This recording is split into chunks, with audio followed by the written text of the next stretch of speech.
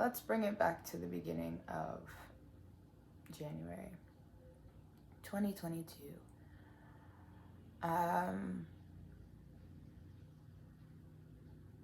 Chaos, but like a subtle chaos.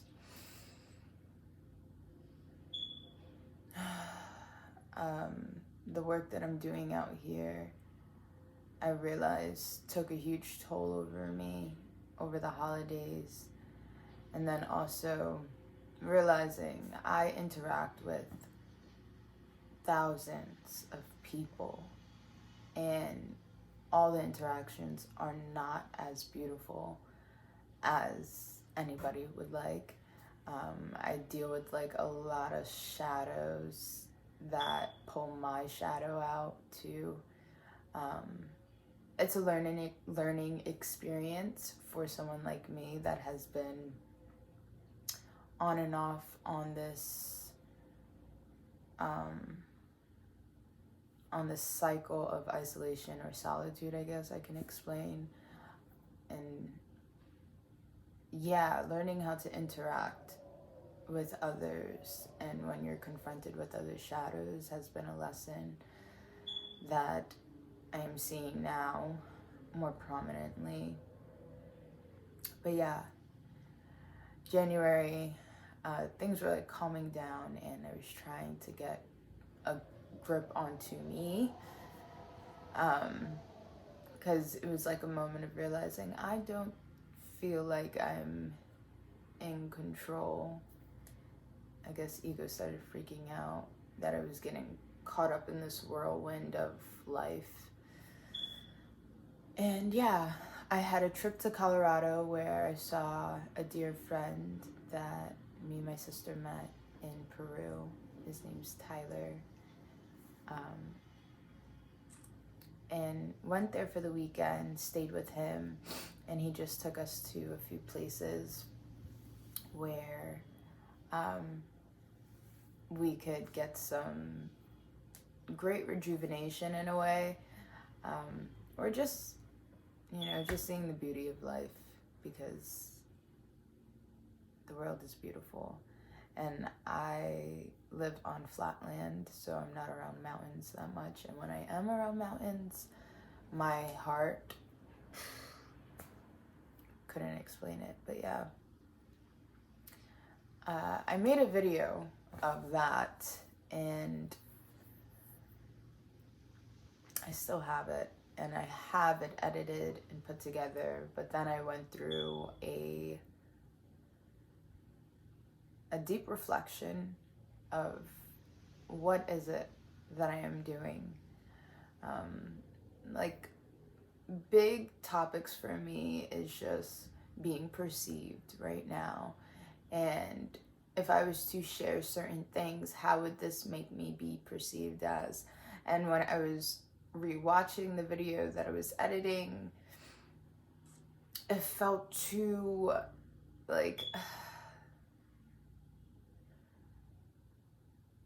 it seems like something that it's really not. Like, it feels like a vlog that you would see on YouTube of like, oh, yada, yada, yada.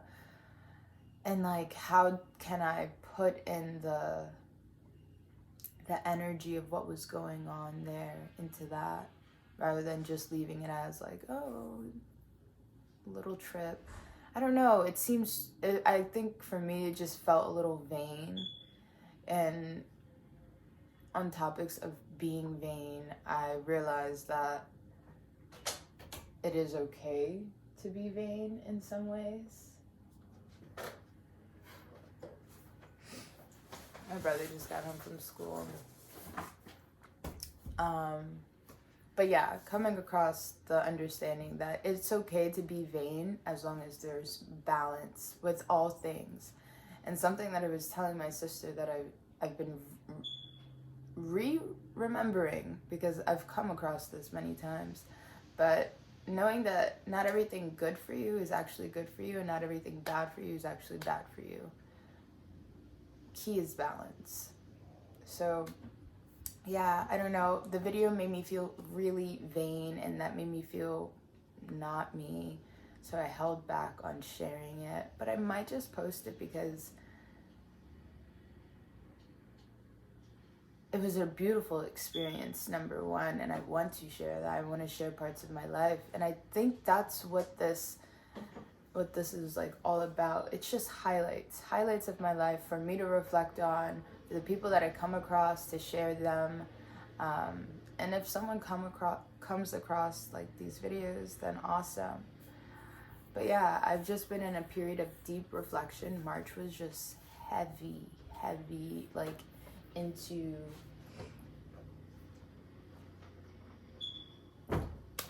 anyways. March was heavy in a way that I was just pushed into this shadow portal and there was no running from it. I felt it, and coming out of Peru and feeling stronger energetically, ready to face these things, whatever. When it was coming up, I was getting scared and I was like, oh no, it's going away. But then it was like, snap out of it, like breathe and surrender to it. Key is surrender. And once I realized, like, because I was trying to fight it, and my way of fighting, whenever I'm hitting a downward spiral, I guess, my way of fighting it is trying to understand it, trying to name it so I can conquer it in a way. Like, oh, I know this is stemming from this, so I can easily blah, blah, blah, blah. But what I'm doing is I'm really bypassing what it is my body's trying to feel. So I had a moment, I ate an edible, and I had a moment of like, surrender to it, surrender to the feeling, embrace it. Because like all this time, like I'm like trying to love and light it in a way, like, okay, I know I'm feeling this, but yada yada yada, what's the good thing that's happened today? Let's embrace that, and like really neglecting the shadow that wants to be acknowledged. But once I really embrace, I just feel like shit. I don't want to be around anyone right now. My energy's not right. I was completely being drained and I did not understand why. But once I surrendered, I became clear on the things that were pulling my energy away from me. So yeah, that's where the journey has been. Since Colorado in January, I reintroduced weed back into my routine. At first, it was going great because I think when you set certain intentions, when you use these certain plant medicines or these substances, I think it changes the whole trajectory of what you're using it for. If you're just smoking weed just to smoke weed or just to escape, then I mean that's your intention right there. You're just trying to escape, or you're just doing it for the fuck of it. But I realized that intention is key, highly key. So I started implementing it little by little back into my life, giving myself little small ceremonies at night, and I'll put myself in a meditation, yada yada yada. That was going great until life happened and I was confronted with this past version of myself that abused this plant. And because I just couldn't handle what was going on in my life, everything seemed to be falling apart. It was like a huge tower card moment, like end of February, beginning of March. I lost my car. Things just weren't going right for where it is that I plan to head towards. And it felt overwhelming. So then I started misusing the plant again. And I was just trying to escape. So I'm seeing bigger understandings with my relationship with weed and what's best serving me. And ultimately, that's not really using this kind of medicine recreationally, but in certain intentional moments.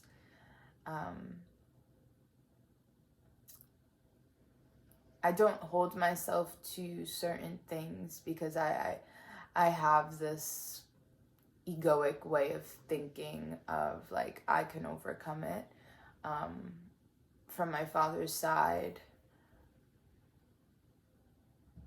my family deals with a lot of addictive personality traits and things like that. So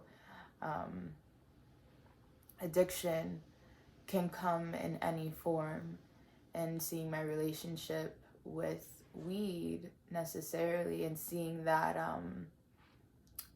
I don't know, seeing that pop up again, because I was like, I need to smoke. Like, I can't deal right now. Work has been crazy. Let me smoke. But no, like seeing all of that was just like, oof, because I have this self-awareness of like this observer watching all of this happen. And like at the end of the day, I know, but I'm trying to do the best that I can. And yeah, it's just intense. I think the most intense, the intensity of it is being so self-aware of, I'm not saying like I'm so fucking enlightened and I can see it all, you know, that's not what I'm saying, but of my journey and my actions and what I put my time and energy into. I know what's the things that don't serve me. I know it off rip, but I still do it for a temporary satisfaction, a temporary relief. It never lasts, you know? So, yeah, that's been my update. And I guess in a way, I really don't know if I hit all spots of it. But within the next 4 months, we are in April now, April 5th to be precise. It's to really take it day by day. I'm really trying to take the lessons that ayahuasca has shown me, because I really feel like I see the integration playing out with everything that is happening as well. Or maybe I'm just creating up the story of it. I don't know, but there's a lot of resonance to the things that have been happening. But I am making it a goal to head back to Peru within the next 4 months, just because I feel the deep call to continue the work with her. Reflecting back on my ayahuasca videos, I cringe at them, but I also, when I cringe, I also make it a priority to hold space and love for myself in that form, because I don't know, I started questioning why I was sharing these things, and then I also had to remind myself why I was doing it, and just trying not to be so hard on myself. I mean, at the end of the day, no one knows about this besides a few people and whoever I've shared certain videos with, yada, yada, yada. But it's still out there in a way. And for something as sacred as sitting in ceremony with ayahuasca, my experiences there, I feel like they need to be held sacredly. And yeah, just being conflicted with that, and just being perceived, because me sharing these stories is not to because I see that this medicine is becoming a trend so big in this collective right now. It's not my intention to be like, oh, I'm on the bandwagon. Like, it's not my calling at all. My calling is really to work with the earth. I know how silly that may be, but to some, others will understand. But and to really just get more connected to why I'm here,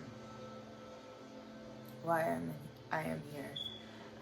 But that's my story, and that is something that I will figure out along the way.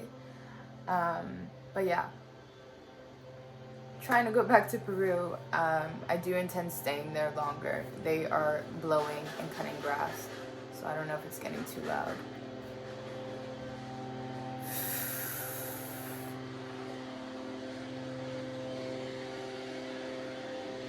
I'm gonna pause it. Anyways, so plan on going to Peru within the next 4 months. Time is dragging, but also going by very fast.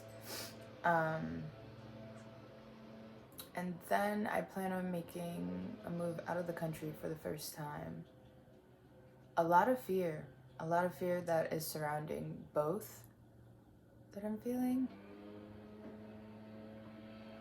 It's scary. For ayahuasca itself to sit in the jungle again, I think the fear that I feel is warranted, you know. But I have an understanding of this fear. And it's like a fear that I know that I have to walk through, you know? Because you just don't know what you're going to get. You just don't know what you're going to get until you get it, you know? As for the move after that is something that I know I have to do in a way. Because moving back home in 2020 here with my family, it's been needed. It's been needed in so many ways. I just need to be back with family, but it's also a very small space, and I need my space as well. And yeah. I was supposed to be in Mexico at some point. Didn't happen. Like, everything was just like,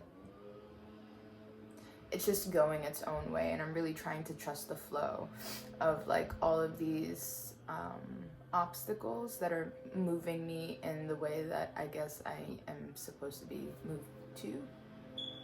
Looking at it from that perspective eases it a bit, but I also see that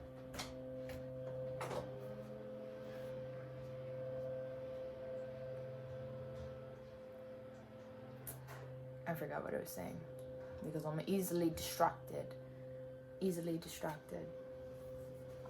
But what else?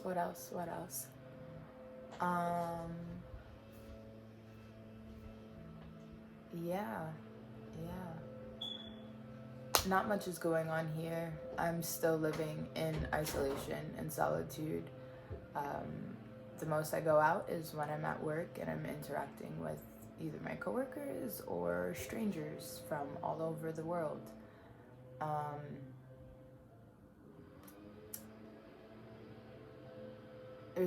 I can't grasp why my path has unfolded in this way.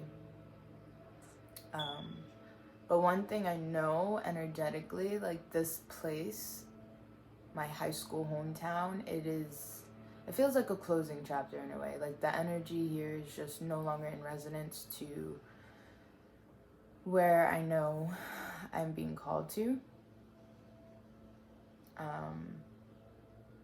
And that's scary because it's comforting in a way because this feels safe. My home feels safe. My family feels safe. But I know it's time that my spirit wants to venture out and start being a big girl and, you know, seeing the world and doing things. I try and do little things with people every now and then to really bring in that connection. Humans need connection, and I think that's also why my spirit has been,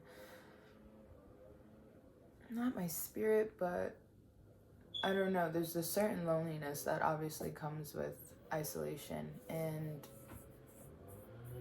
one of the reasons it being so prominent is because of the lack of connection. I have beautiful friends that are all over the world, so I only get them through a device, and that's okay. it's okay, and it's so much more helpful than just completely being alone to my thoughts. But I miss my people wherever they are, that can really just connect and talk on the level that we do, you know. Yeah.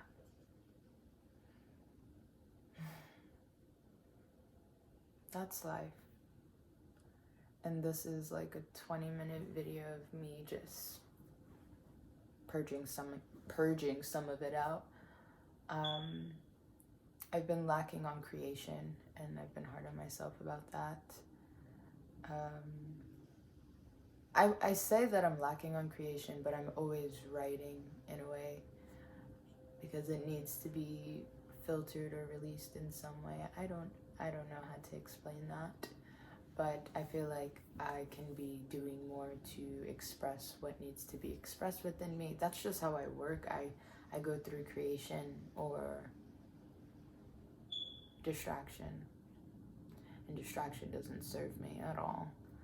And not that I have the best distractions around me, because work is not a good distraction. That's not even fun. Like, that's misery.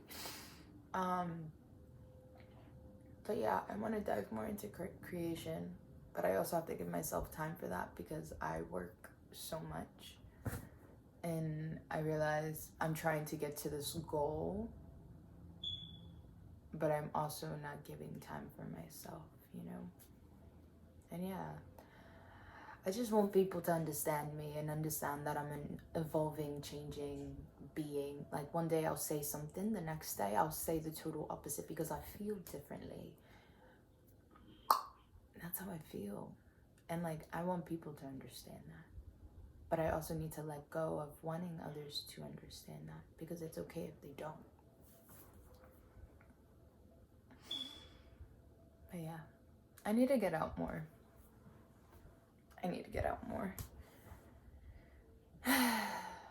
But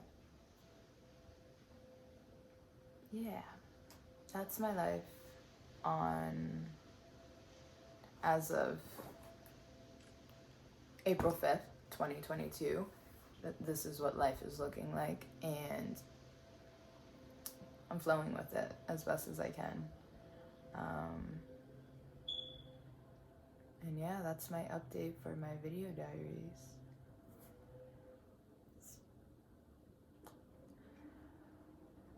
Life is great.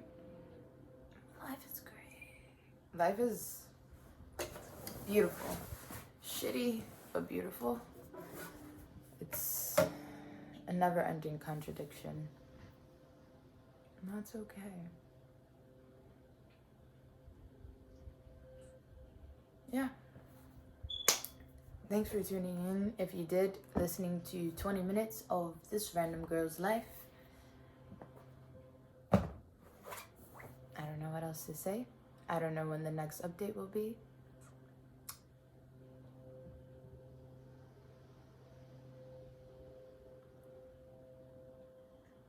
Just keep pushing on. It's honestly one step at a time. The mind might be worried about the 10 steps ahead, but you have to bring yourself back to center and remind yourself, one step at a time. Really connecting to your breath. I love these shadow portals. I love them. I